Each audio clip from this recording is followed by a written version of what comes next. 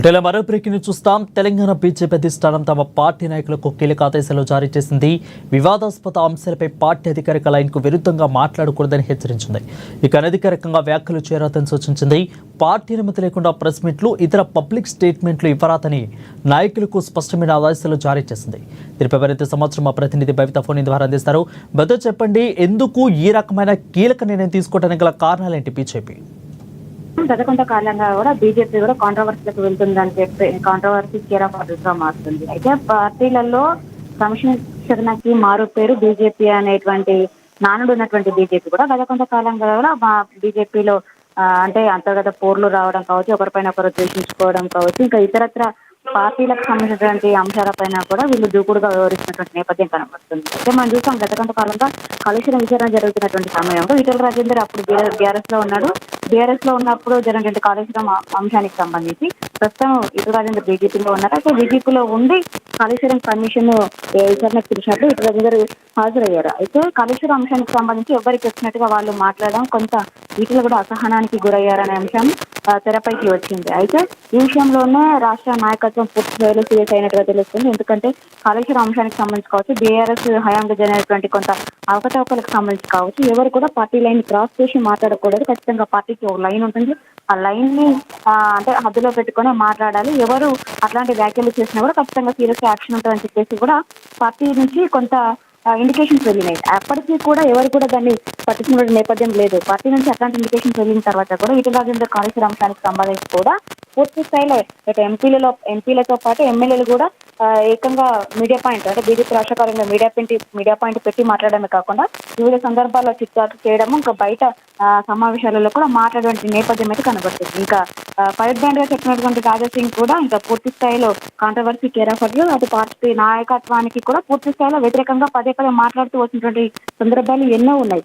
BRS చేసినటువంటి అవకతవకలకు సంబంధించి కావచ్చు, కాంగ్రెస్ చేసినటువంటి అభివృద్ధి పనులకు సంబంధించి కావచ్చు, హైడ్రాకు సంబంధించి కావచ్చు, ప్రతిసారి వాళ్ళు సవాల్ విసురుతూ వచ్చినటువంటి నేపథ్యం అయితే కనిపిస్తుంది. ఇది తాజాగా రాజాసింగ్ రాజీనామా చేయడము, దాన్ని కేంద్రం ఆమోదించడం, ఇవన్నీ అంటే అధిష్టానం ఆమోదించడం, ఇవన్నీ జరిగినటువంటి నేపథ్యంలో తాజాగా గోషామహల్ కూడా మరొకసారి ఉప ఎన్నిక రాబోతుంది అనేసి చర్చ భారీగా కొనసాగుతున్నటువంటి నేపథ్యంలో మొన్నటి వరకు సైలెంట్ గా ఉన్నటువంటి మాధవిలత గత పార్లమెంట్ ఎన్నికల్లో హైదరాబాద్ నుంచి కూడా కంటెస్టెడ్ గా చేశారు. అయితే హైదరాబాద్ కంటెస్టెడ్ చేసినప్పుడు కూడా రాజాసింగ్ కొన్ని తీవ్రమైన ఆరోపణలు చేశారు. అయితే పార్టీలో అసలు మగవాళ్ళే లేరా అజారుద్దీన్ పైన పోటీ చేయడానికి, హైదరాబాద్ ఎంపీ స్థానానికి పోటీ చేయడానికి అసలు మగవాళ్ళే లేరా, ఎందుకు ఒక లేడీని నిలబెట్టాల్సి వచ్చిందన్నట్టు కూడా కొన్ని పార్టీ వ్యాఖ్యలు చేశారు. అయితే ఈ నేపథ్యంలోనే తాజాగా రాజాసింగ్ యొక్క రాజీనామా అధిష్టానం ఆమోదించినప్పటి నుంచి కూడా మరొకసారి అదేవిధంగా తెరపైకి రావడము, పదే రాజాసింగ్ పైన కూడా కొన్ని కామెంట్స్ చేసింది. రాజాసింగ్ లేకపోవడం వల్ల పార్టీకి ఎలాంటి నష్టం జరగదు, రాజాసింగ్ లేకపోవడం వల్ల పార్టీకి నష్టం జరుగుతుంది అనుకోవడం మాత్రం అది చాలా పెద్ద భ్రమ అంటూ కూడా కొన్ని వ్యాఖ్యలు చేసింది. ఒకవేళ పార్టీ అవకాశం ఇస్తే కనుక నేను అంటే ఉప ఎన్నికల్లో గోషామహల్ నుంచి కూడా పోటీ చేస్తా, నేను ఎక్కడి నుంచి పోటీ చేయమని కూడా చేయడానికి సిద్ధంగా ఉన్నా, ఖచ్చితంగా పార్టీ నాకు అండదండగా ఉంది, నేను ప్రజల్లో ఉంటాను కాబట్టి నాకు ఎలాంటి ప్రాబ్లం లేదు, రాజాసింగ్ అనేది ఒక లెక్కనే లేదు అన్నట్టుగా కూడా కొన్ని విమర్శలు చేస్తూ వచ్చింది. అయితే ఇప్పుడు అది కూడా ప్రస్తుతం కొంత వివాదాస్పదంగా మారింది. అంతేకాకుండా గత కొంతకాలంగా రాష్ట్ర అధ్యక్ష పదవి సంబంధించినటువంటి విషయంలో కూడా పూర్తి స్థాయిలో మాన్యతకి అధ్యక్ష పదవి అంటే కూడా మాన్యతకి అధ్యక్ష పదవి అన్న అంశాన్ని కూడా మనం చూసినట్లయితే చాలా మంది పేర్లు తెరపైకి రావడం, ఈటెల రాజేందర్ పేర్లు చాలా సీరియస్ గా ఇంకా ఈటెల రాజేందరే పదవి స్వీకరించబోతాడు అన్నటువంటి సమయంలో తెరపైకి రామచంద్రరావు పేరు రావడం. అయితే గత 2-3 రోజులుగా మనం చూసినట్లయితే హుజూరాబాద్ కావచ్చు, కరీంనగర్ కావచ్చు, బండి సంజయ్ ఈటెల 2 వర్గాలుగా విడిపోయినట్టుగా కూడా కొన్ని అంటే ప్రచారం జరుగుతున్న నేపథ్యంలో నిన్న తాజాగా బండి సంజయ్ కూడా కొన్ని కాట్లు వ్యాఖ్యలు చేశాడు. ఎలాంటి గ్రూపుల్లో బీజేలో కేవలం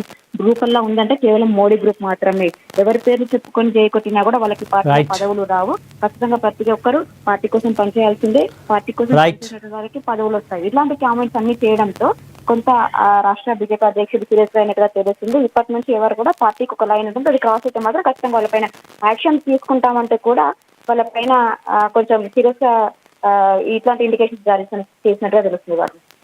right, thank you both for the clear updates.